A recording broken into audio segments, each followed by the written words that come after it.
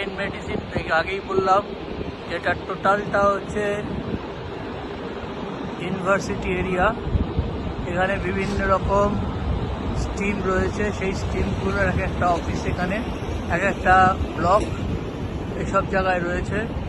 তার পাশে রয়েছে বিভিন্ন রকম স্টেটের মানে ইউনিভার্সিটির বিভিন্ন রকম বিল্ডিং।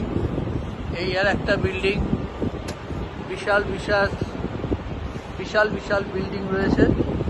বিল্ডিংগুলো আরও দূর অবধি চলে গেছে। এদিকটা পুরো মার্কেট, এদিকে পুরো বিল্ডিং।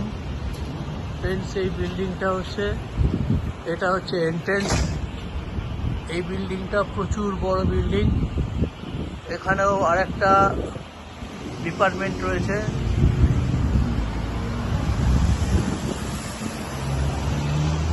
ঠিক আছে, আর এই স্টুডেন্টরা সব বেরোচ্ছে এক এক করে। আর ওই দিকটা হচ্ছে 30th স্ট্রিট, ওখানে রেলওয়ে স্টেশন, বাস টার্মিনাস সব ওখানেই রয়েছে। এবার আমরা ওদিকেই যাচ্ছি আস্তে আস্তে করে। ঠিক আছে, এর পুরো জায়গাটা হচ্ছে পেন ইউনিভার্সিটি। পেন, ফিলাডেলফিয়ার হচ্ছে ইউনিভার্সিটি, সমস্ত ইউনিভার্সিটির বিল্ডিং। তারপর এটা হচ্ছে পেন স্টেট মেডিসিনের, পেন ভেটেরিনারি। টোটালটাই এই যা পুরো এলাকাটা জুড়েই হচ্ছে ইউনিভার্সিটি এভিনিউ। এটাকে ইউনিভার্সিটি এভিনিউ বলে। ইউনিভার্সিটি এভিনিউ এই পুরো চত্বরটা জুড়ে যত বিল্ডিং আছে সব বড় বড় বিল্ডিং। এই সমস্ত বিভিন্ন রকম এই ইউনিভার্সিটির বিভিন্ন রকম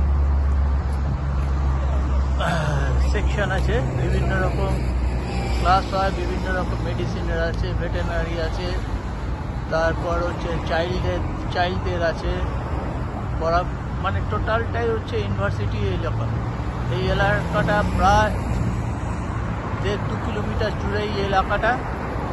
এ পাশ থেকে চলে গেছে এগুলো হস্টেল।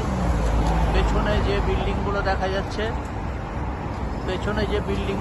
যাচ্ছে, সেই বিল্ডিংগুলো ইউনিভার্সিটির বিভিন্ন রকম স্ট্রিম আছে, সেই স্ট্রিমের বিল্ডিংগুলো, সেই বিল্ডিংগুলো এটা সমস্তটাই ইউনিভার্সিটির এলাকা।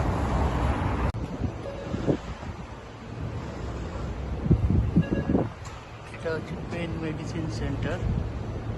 এখান থেকে ট্রেন ধরা যায়।